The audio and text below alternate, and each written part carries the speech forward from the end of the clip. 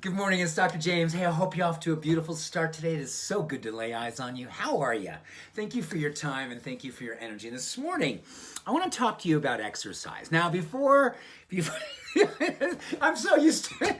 When I was working with my patients, the first thing I'd mention exercise, the E word, people are like, oh, yeah. But I know most of you are dedicated to daily movement, but I want to give you some inspiration. I want you to feel like, oh my gosh, I had no idea if I shifted my intention that my exercise, my movement, my play could literally elevate my fitness, my happiness, my joy, my spiritual and emotional awesomeness in ways that I never even imagined based on some phenomenal research. This is basically how it is that we go into movement each and every day. And I'm a big believer that Jacques Lalanne said it best: all motion creates positive emotion.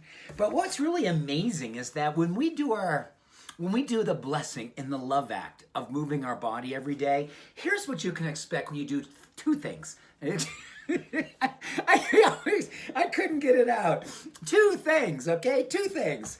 Number one, end your workout with yoga, or begin your workout, but sometime during the day, incorporate a little bit of yoga, shavasana, downward, upward facing dog, warrior, whatever it is that you want to do, because here's what's interesting. I love this. In fact, here's what I do right after lunch, which is kind of a window for me where my energy level is starting to, it's not the best it could have been or it can be. And I do two things. I eat a little dark chocolate, and then I do I do a combination of warrior pose. And I really just remember why I'm doing this. Because when you're doing warrior, my wife's gonna say, what are you doing? So here's what happens when you do a little bit of warrior, a little bit of yoga. You actually increase the activity in your frontal lobe and also the insula. And what that basically does, it lowers fear and anxiety. At the same time, increases your positive emotions and how they integrate. So your sense of happiness and your confidence, your creativity, they literally come together. So that's super cool. So you can think about, when's a time when I'm feeling most anxious or I'm feeling less positive? I'd love to get my mind and my body to really integrate so I could go into the next experience, the next evolution of my day and do it with a level of positivity and courage. That's awesome. So just think about that. Frontal lobe and insula increasing the way it is you integrate positive emotions and you lower anxiety and fear. Another thing that's super cool, and this is what I do every single morning, I end my workout with something called high intensity interval training, which simply means I'm changing speeds. And I like to do it in my driveway in the dark when it's really cold, and I sprint and then I jog back, and I sprint. I jog back. And yeah, you know what? I'm thinking maybe there's a mountain lion around the corner, because there really well could be here. Wild animals. But most importantly, I'm thinking, hey God, this is in favor of you. Universe, good morning. Let's just rock the day. Because here's what's happening. When you do high intensity interval training, I know you're either loving me and you're going, whoa, it's a little bit too much this morning.